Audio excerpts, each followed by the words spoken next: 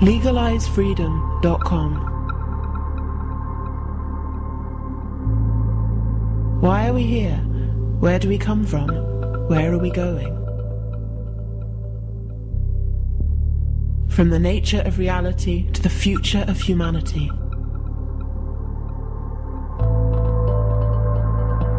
Beyond politics, poverty and war. Legalisefreedom.com.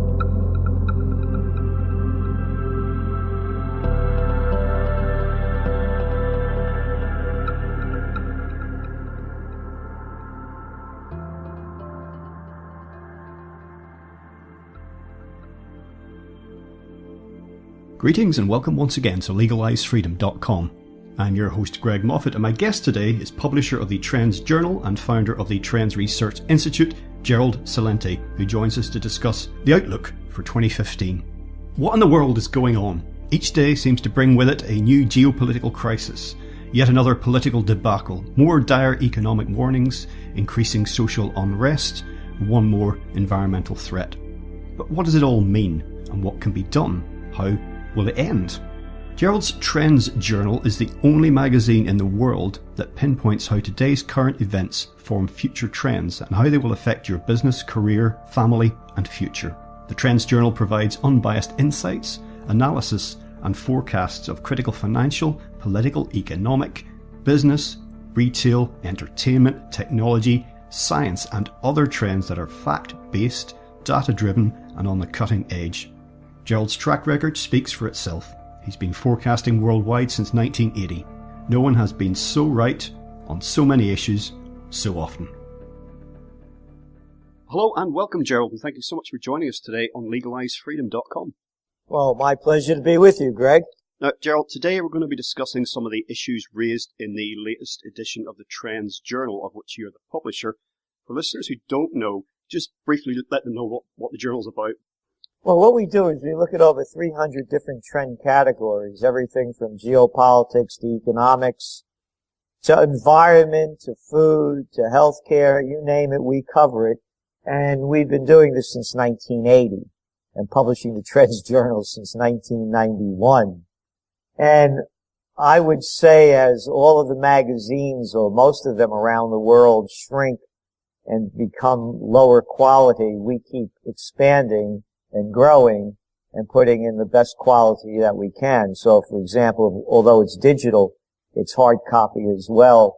And it's the finest paper and photographs. All of the quarterly journal is advertising free. We say it's history before it happens. And when you look at the events that are unfolding today and you read the back Trends journals, they speak for themselves. And we also do Trends in the News each weekday night.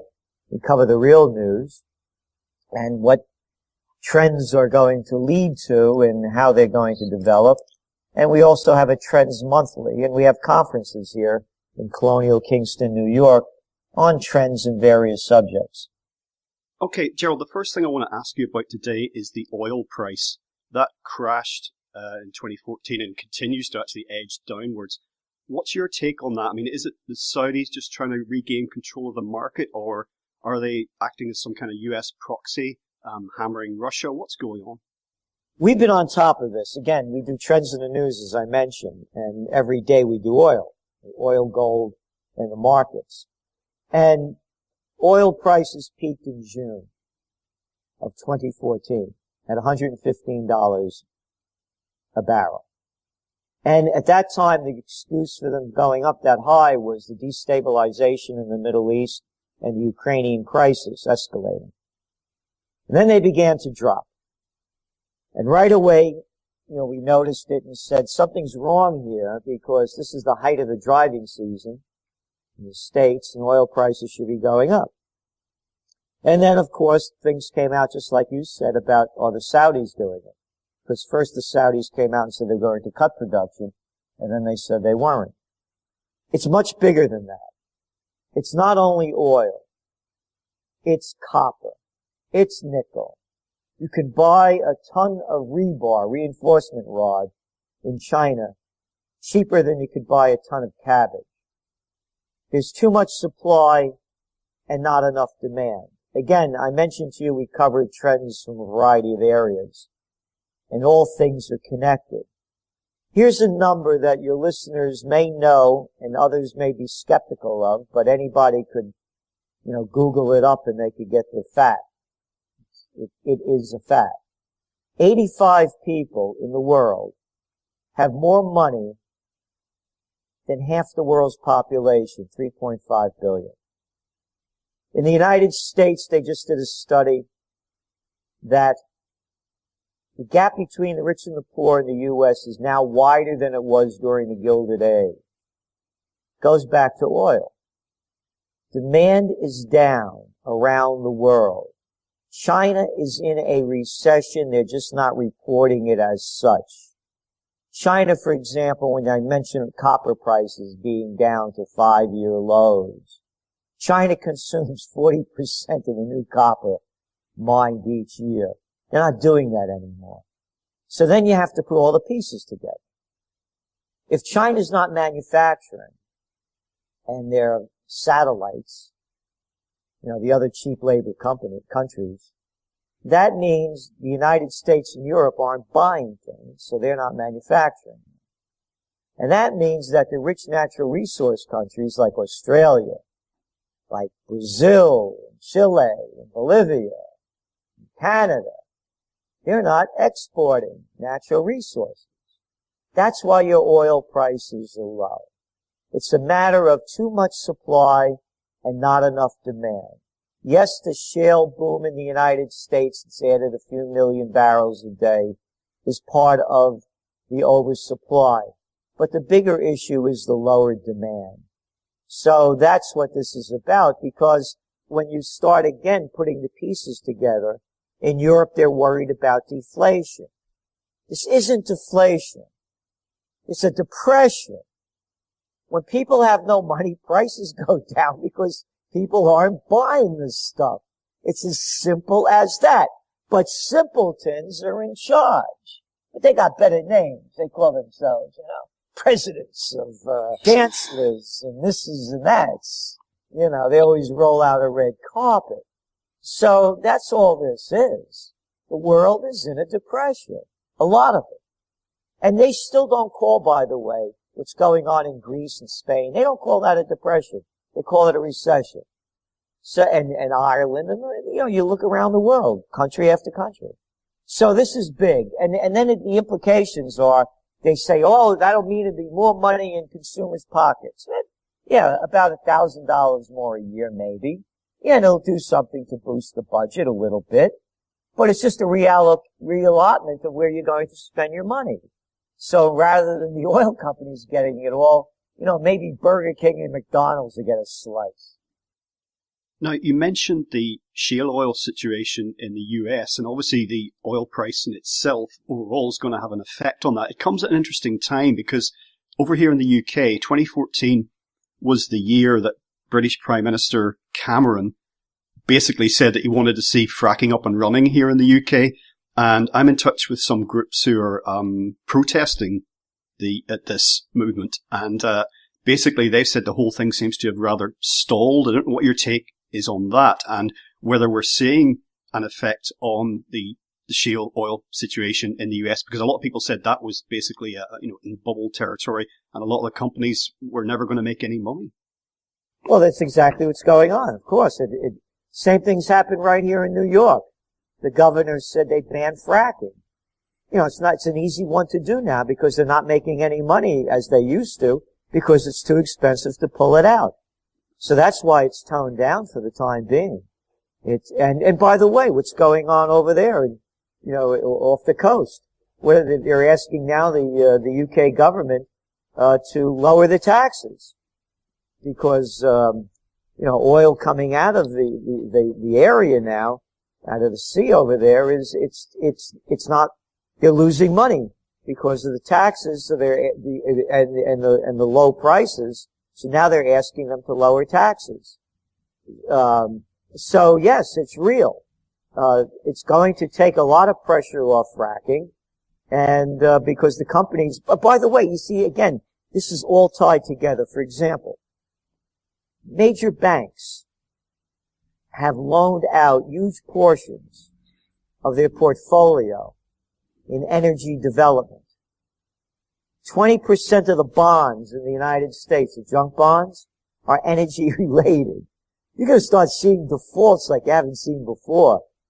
And by the way, one of the ways I made my name as a trend forecaster is I predicted the crash of, market crash of 1987. One of the reasons why I forecast it was a crash in oil prices. So history is repeating itself in a very different way. These low oil prices are a harbinger, as I said, of much more. It's price wars. You see what happens now during the Christmas season. It used to be they used to put stuff on sale after Christmas. And now they put it on sales 50, 70% off before Christmas. Gerald, I see a situation, sorry to cut across you, but I see permanent sales in the city here. It's all year round. That's what I'm saying. So it's price wars. There's too much product and too few people have most of the dough. It's very simple. And it's worldwide. You see, it ties into our other trends. One of the trends we have is called bankism. It's a banking takeover. You know, you go to these sites, and they talk about there's a failure of capitalism. It's not a failure of capitalism. It has nothing to do with capitalism. It's bankism. And 4 words killed capitalism. Too big to fail. And over in the other side of the pond where you are, they come up with another line of crap, and they call it austerity measures. It means stealing your dough, raising taxes, cutting your benefits, giving you your retirement age, putting it up till after you die, and giving the money to the banks. When are people going to call a spade a spade? When are they going to have the courage to see what's happening to them and see the people that are doing it to them? They're not. Most of the people are dead, blind, and stupid. The business that people say, Mr. Celente, what business should I get into? Try getting into the propaganda business. You could do it very cheaply. It could be really stupid, and you could make a lot of people follow you. And if you need any more proof, look what just happened in France with the slaughter of 17 people. The war on terror. No one's talking about, hey, Sarkozy, you little piece of crap. Didn't you start a war in Libya? Wanker. Hey, Hollande, you little piece of crap. Didn't you start one in Mali? You can't get over your French Indochina trip? Oh, but they attacked us and we're white people. Hey, the United States, they just killed an estimated 50 people, civilians in Syria. We're going after ISIS and they've gotten away. Hey, but kill 17 white folks. That's a different story. And when they're everybody. By the way, in France, you cannot do to the Jewish people that magazine did that they do to the Muslims. It would be against the law. You would be faced with fines. That's a fact. So it's a two-sided street. Everybody buys the crap and everyone falls in line. The people are getting robbed, and the solution from the morons in giving us more war is that more war is going to bring as a solution for peace. So get into the propaganda business. You can see how profitable it'll be. Someone pointed out that rather ghoulish gathering of world leaders, if you tried to stage that in Parliament Square in London, you'd actually be arrested due to laws regarding, a public assembly. Well, and again, they got that war criminal Netanyahu right in the front of the line. How many Palestinians did he kill in this past summer? Over 2,000. Destroyed the entire Gaza Strip.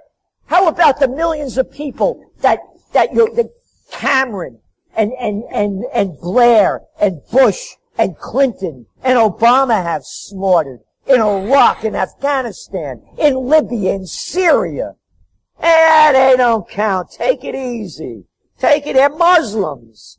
Look, I wrote about this in one of my books, Trend Tracking, back in 1996, a national bestseller in 16 different languages. I wrote that you're waking up in the new millennium and Crusades 2000 is raging.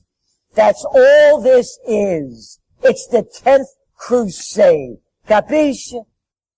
Now, we've seen commodities across the board getting hammered, as you mentioned. What's your prognosis 2015 regarding the stock market then? Because that has seemed to be completely irrational. Throughout 2014, we were seeing new highs in stock markets, around the world, not across, universally, but it was certainly very significant. It didn't seem to make any sense whatsoever when you looked at the underlying situation. It's very simple. It goes back to one of our trends called bankism. Interest rates are at record lows. In Europe, they have negative interest rates. So what are they doing? You're a bank, going back to bankism. I'll loan you money, Greg, at 0.25%. You can loan it out to anybody, any place, anywhere, and get anything you want for it. So what's happening? All that cheap money is going into stock buybacks, which are about half the markets, because they're borrowing money for almost nothing, buying back the stock, running up the big numbers, and the people on the top cash in and get the big dough. Number two, cheap money, mergers and acquisition activity is in 2014 was back to 2007 levels. So again, it's not helping the 1%, it's 0.01%. That's what's driving the stock markets. It has nothing to do with anything else. That's it, period, paragraph. Cheap money, record low interest rates, and the gamblers are at the casino gambling for free. Got to ask you about the metals as well. I'm into precious metals as a so-called safe haven, but you know what? In 2014, well, before that, of course, but continuing in 2014, it's been very discouraging. I mean, gold has held out a little bit better than silver. I favoured silver for many years. It's been a massacre, and it's almost left me feeling that the powers that would be, someone there is trying to leave a situation that there is no safe haven almost for the regular guy. Dr. Paul Craig Roberts, former Assistant Treasury Secretary under Ronald Reagan. His website is paulcraigroberts.org. He's also contributed to the Trends Journal. He wrote a piece on gold manipulation. Right now you're seeing demand for physical gold continue to go to new time highs. But on the paper markets, they short it. And it's very easy to do. And they do it during times when trading is very light. As I mentioned to you, the reason the markets are going up is because of record low interest rates. They're devaluing every currency by doing this. So rather than the currencies devaluing and people understanding what's going on, we keep driving down gold prices with it, so gold doesn't look like a safe haven opportunity. I've been buying gold since 1978. I buy gold continually. I buy it for my golden age. I don't trade it. I put it away, and that's the end of it. You saw the new year begin. Gold is moving up steadily. We had forecast, it's a matter of record. When gold hit 1,300, we said it had a downside risk of $100 to $150 an ounce. We nailed it perfectly so far. And we said that several months ago, almost a year ago, whenever gold hit 1,300. Probably about 7 months ago. I think gold is bottom.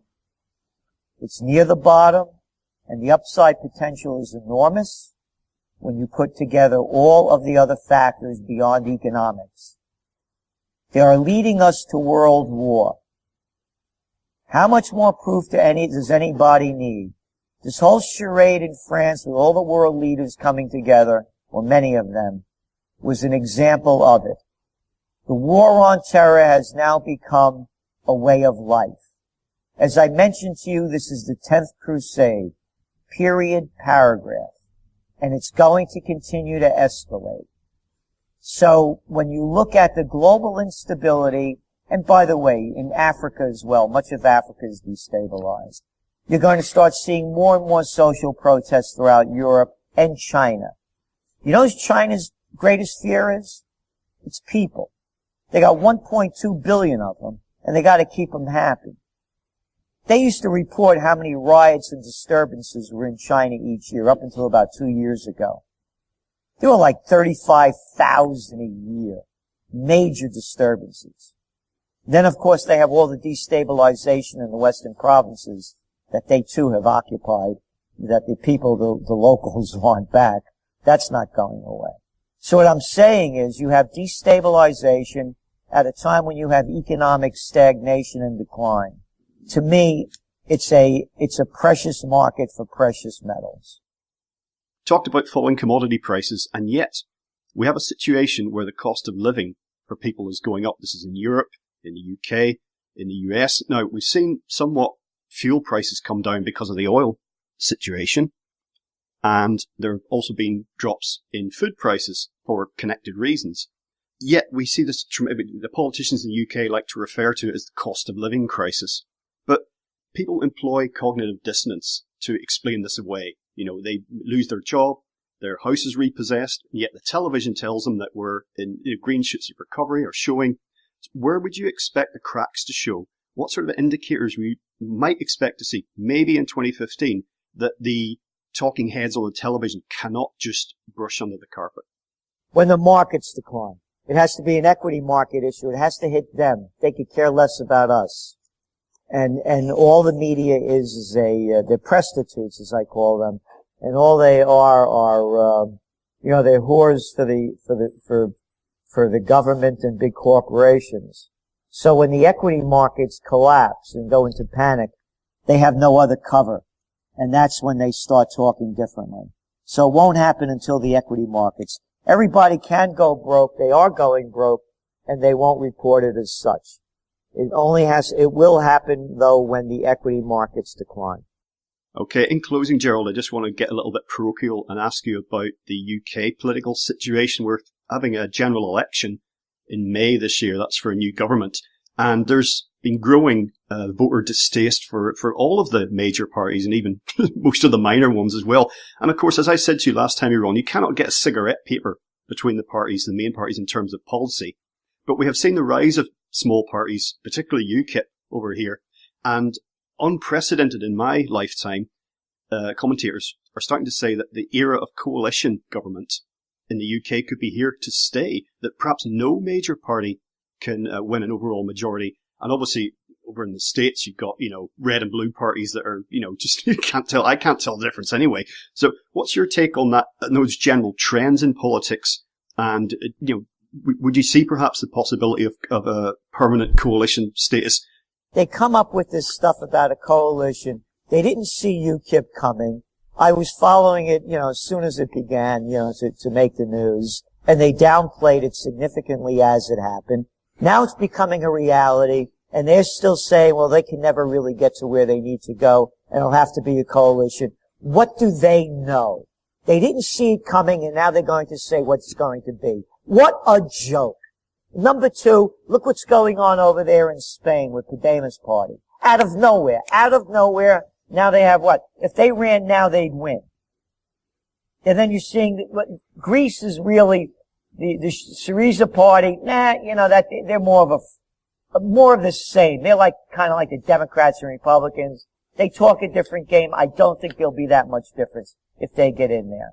But then you go to Italy and you had the 5-Star movement, and that had a lot of potential, but for whatever reasons, and Beppe Grillo, one of them who started it, and probably also helped bring it down to a lower level. But now you're seeing the Northern League take on a new dimension, and it's rising. Then go over to Germany. Their new party is also gaining a lot of strength. If there's one forecast that I would make for the States, I believe we're going to see a major third-party movement in 2016. Because the only choices we have are another Clinton and another Bush. This is America, the land of the exceptionals. That's what they call it, right? The exceptionals, we got two exceptional families, that are ruling 320 million people? No, the people are tired of it. If I said to you, Greg, hey, they had an election in Russia and 74% of the people stayed home rather than vote, you'd say, well, them Russians, boy, people don't like them because look at their government. Well, that's what happened in the United States now, midterm elections. 74% of the people stayed home rather than vote for the Bloods and the Crips. They're both murderers and thieves. They steal our money in the name of austerity and too big to fail and give their buddies tax breaks and loan guarantees and a free ride to Easy Street. And they're murderers. How many more millions does Cameron and Blair, does Bush and Clinton and Obama, Sarkozy and Hollande, and the rest of them have to murder before people will call them who they are? So, to answer your question, a new political party is the only way to the future. And you can't do business with murderers and thieves. So it can't be a coalition to be successful. Gerald, folks need to get the Trends Journal. Tell them how they can do it. Simple. Trendsjournal.com, trendsjournal.com. And Greg, we had a 5.5-hour conference that's also available at our website, trendsjournal.com, that really goes into detail of the top trends of 2015, what to expect, and how to plan for it. Splendid. Gerald Celente, publisher of the Trends Journal, thank you so much for joining us once again on legalisefreedom.com. Thank you, Greg. All the best. Well, folks, that's it for another week. As ever, thank you so much for listening. If you enjoyed the show, check out the website, which is legalisefreedom.com. That's legalise-freedom.com, where you'll find an archive of programmes offering alternative views on a wide range of topics, including politics and economics, energy and environment, culture, spirituality, history, and the nature of reality. You can also browse and buy a range of publications from our guests, and if you're feeling generous, make a donation to help keep the site up and running. Based on current audience numbers, if everyone who tuned in donated just 5 pence per show, that's about 8 cents US, this could become a full-time, fully funded operation, offering more and more often. During October 2014, over 50,000 of you streamed or downloaded at least one show. Total donations were £7 UK, which currently converts to about $11 US. Whether you listen, donate, or do both, I greatly appreciate your support. Until next time, I'm Greg Moffat, and you've been listening to LegaliseFreedom.com.